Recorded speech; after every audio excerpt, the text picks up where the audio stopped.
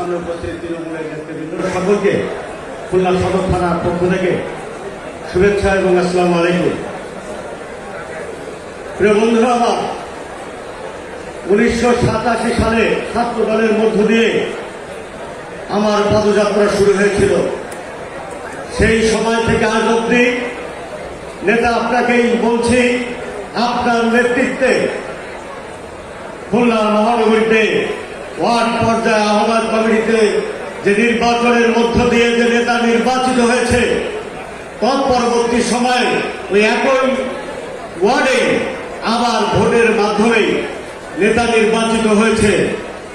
আমি দেখিনি কোনোদিন আমার এই ছোট্ট রাজনৈতিক জীবনে আহ্বায়ক কমিটি ভোটে নির্বাচিত হয় আপনার নেতৃত্বে।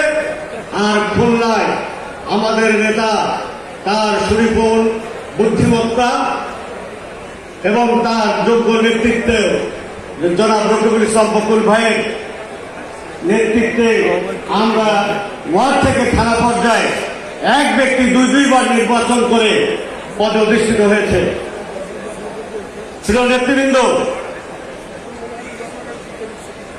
অতীতের তুলনায় খুলনা বিএনপি যে কোনো সময়ের তুলনায় অত্যন্ত ইস্পাত এবং কঠিন ঐক্যবদ্ধ আছে। আগামী দিনে আমাদের আরেকটি যুদ্ধ করতে হতে পারে। আপনি আপনার বক্তব্যে বারবার ইঙ্গিত প্রদান করেছেন, আমাদের নেতৃবৃন্দের দৃষ্টি আকর্ষণ করে আপনি বলেছেন জনগণের দুয়ারে যেতে হবে, অবৈধভাবে কোনো কাজ করা চলবে না। আপনি ব্যবস্থা গ্রহণ করেছেন। খুলনায়ও সাংগঠনিক ব্যবস্থা গ্রহণ করা হয়েছে যারা বিপদগামী হয়েছিল। আপনার রাষ্ট্র মেরামতের 31 দফা কর্মসূচি খুলনা মহানগর বিএনপি ইতিমধ্যে প্রশিক্ষিত হয়েছে। আমরা সদর থানা বিএনপিও আপনার রাষ্ট্র মেরামতের 31 দফা কর্মসূচি আমরা গ্রহণ করেছি। আমরা শিক্ষা নিয়েছি আগামী দিনে তান্ত্রিক পর্যায়ে ওয়ার্ডে ওয়ার্ডে 31 দফা কর্মসূচি বাস্তবায়নের লক্ষ্যে আমাদের নেতা রকিবুল ইসলাম বকুল ইতিমধ্যে নির্দেশনা দিয়েছে।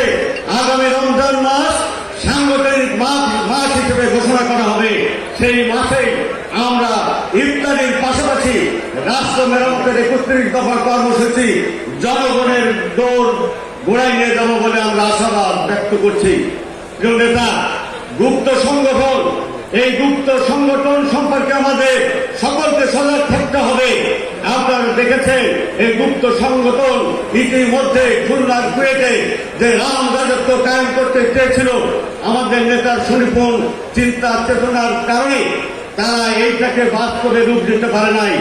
সেই কারণে সকল নেতাদের প্রতি দৃষ্টি আকর্ষণ করব, এই গুপ্ত সংগঠনকে অবশ্যই প্রতিহত করতে হবে।